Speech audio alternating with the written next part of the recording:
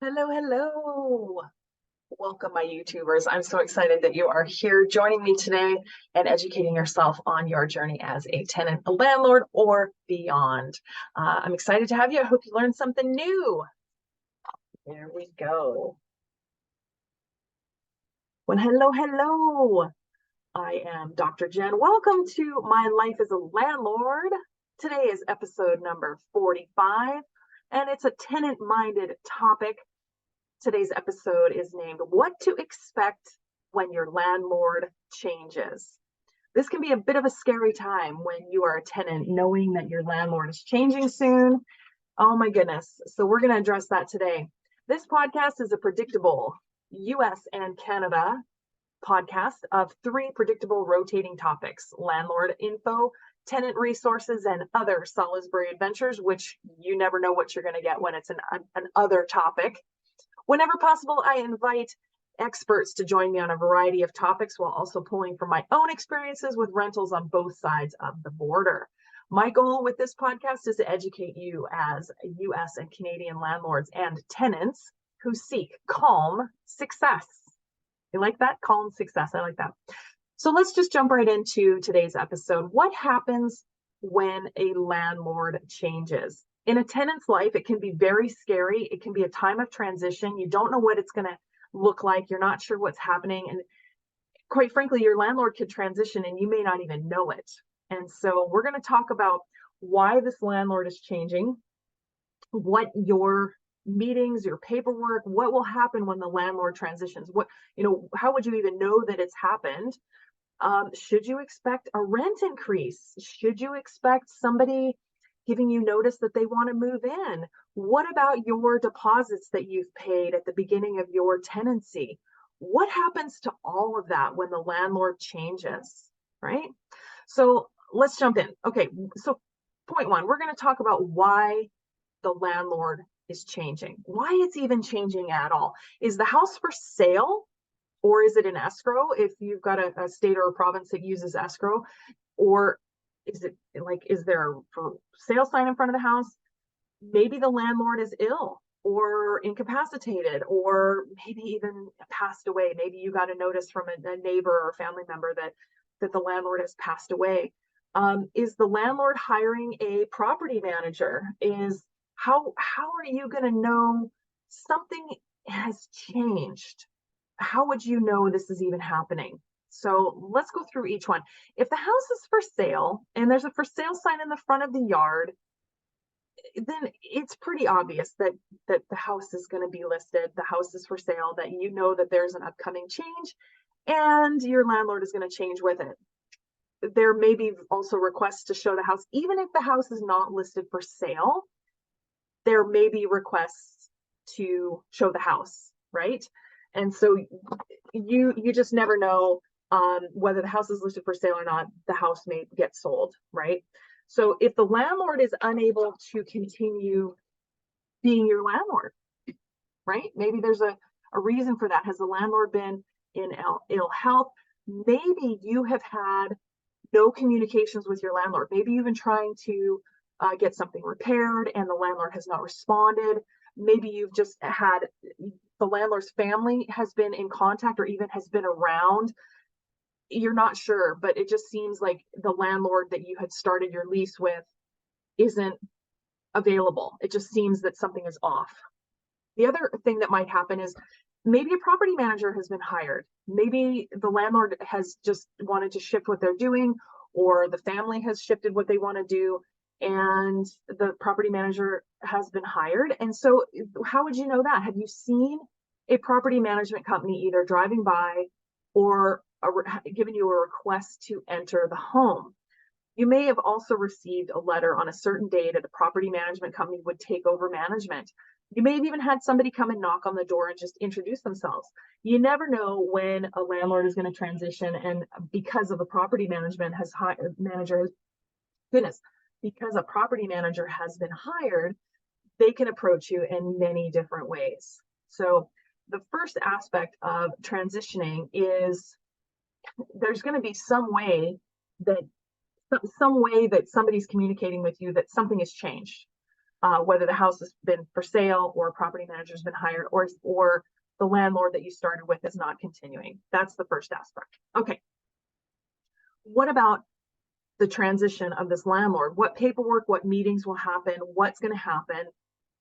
And when a landlord changes, you're probably going to get several items in writing, right? In writing. And this is the kind of stuff that you want to make sure that you know that is captured, hopefully captured on your lease. I know there's a lot of people that are operating as both landlords and tenants, and they're just operating on a handshake, and there's not a written lease. And oh my goodness, please do not let that be you.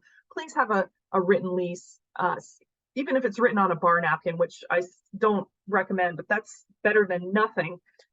But when your landlord changes, you will very likely get a letter from the new party, including contact information on who is the new landlord, and specifically the date of the change, right? They'll say coming up January 1st of the next year, the landlord will be this person or this company. And what you can expect after that is a new lease with them. Now, if you were on a fixed term lease, let's say you signed a year lease, and this landlord changes happen in the middle of your fixed term lease, the only thing that should be changing on that lease, unless you agree as a tenant, unless you agree, the only thing that should be changing is where you pay, where you pay your rent, because you're going to be paying to this new landlord, but the name of the new landlord, right? You're not in a contract with the previous landlord anymore. You're in a contract with the new landlord. And so when you're in a fixed term lease, the transfer to the new landlord is actually quite simple because nothing changes. They inherit you as a tenant. They inherit your agreement as a lease, with a lease. They inherit it, and they're under obligation to adhere to it. And unless you agree to do something different, which you don't have to do, that is part of the sale of what they have bought, or maybe the family has inherited, or the property manager has started. Okay. Okay. But if you are a tenant and you have a lease that is month to month, then you could, a couple different options, you could get a rent increase notice with a new lease with the new landlord, right? Now, keep in mind, big asterisks here. It must be in accordance with your local housing code or act, right? They can't just make it up and say, we're going to up your rent by X amount of dollars or by this percent. It has to be in line with your local area tenancy act or housing code or however it is. Also, you may get a notice if you're a month-to-month tenant, you may get a notice that the landlord wants to use your unit personally, but it depends on who is buying the unit and where. Because if a company is buying the unit, if the company is buying, let's say you're in a single family home, if the company is buying this, and depending on where you are, if it's a company cannot use a rental as personal use. You can't give the tenant notice that you want to use that unit personally if it's a company. Now, that might be a little bit confusing, and I'm speaking fast, but you've got to do your homework here, that if it is a company giving you notice that they're the new landlord, then you know that potentially they may not be able to use it for personal use. Again, it's geographic dependent. Some places are different than others. So I encourage you to make sure you know your local housing code or act. Okay, next thing, the new lease with the new landlord, they're going to tell you how to pay your rent to the new landlord. It could be the same as the previous landlord, but they may have an updated way they want you to pay. They may have a new way, a new bank, or they want you to, if you're in Canada, they may want you to e-transfer it to somewhere else. If you're in the States, maybe they want you to Venmo it to a different location or a different bank, or give you, they want, a year of prepaid checks or post-dated checks. It just depends, and that part specifically is going to change because you're not going to be making payments to the old landlord anymore. You're going to be paying the new landlord. The last thing that you can expect, paperwork-wise, when you're transitioning the new lease to the new landlord, is how to report items of concern, right? Something needs repaired, or you have an emergency, or you've got something that needs addressed. you need to know who to call, right? They need to, and it may not be the landlord. Maybe it's a neighbor, or maybe it's a local handyman, or maybe it's a property management company, or whomever. But you need to know who to contact for repair items or items of concern. Okay. So those are some of the different things that you can expect to change when your landlord changes. It is a time of transition, but then the last part is that what should you do as the tenant with a landlord change? What should you do as the tenant with a landlord change?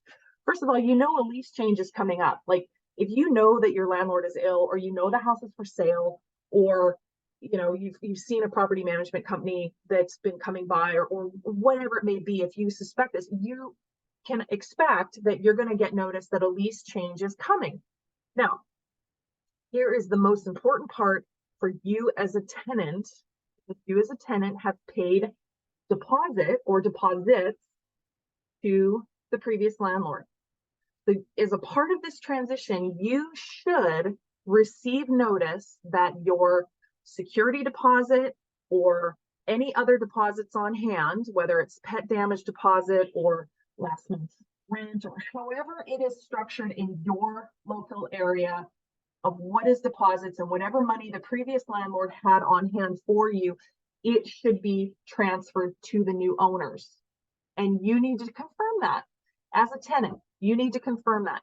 Know that your standard local area code act rules apply when a fixed term lease is up and or you shift month to month. But here's the trick. We all know time marches on, and health and environments, everything changes. So in the course of your tenancy life, a shift in the landlord is almost expected. Don't panic. I'm looking at the camera for you YouTubers. Don't panic. This is normal in the course of rentals. Just as tenants come and go, landlords can come and go as well. But here's your call to action. All you tenants out there who are wondering what to do if you know a landlord transition is coming, guess what? Read your local tenant code or residential tenancy act. Make sure that you are familiar with how a landlord transitions. In some states or provinces or territories, it is very specific on what you need to do and what you should do on both the tenant side and the landlord side. Okay, so make sure you're familiar with the local area, which is good. Today's episode is quite quick, but I wanted to make sure this can be a real point of stress for tenants when they know a transition is coming. It can be a big source of stress. It can be a source of panic. I want to make sure that you are educated as a tenant on what happens when a landlord is transitioning, or it's coming up. Let me know your comments and questions and your stories by emailing me learn@mylifeasalandlord.com. Know your questions, comments, stories create the next podcasts and resources. I am so excited that you joined me today. Thank you so much for tuning in. Join me for next week's podcast, which is another Salisbury adventure topic. Next week is episode 46. And the title is one of my favorite locations in the world. And it's entitled, Where in the World is Powell River? You're going to learn all about Powell River coming up next week. We'll see you there.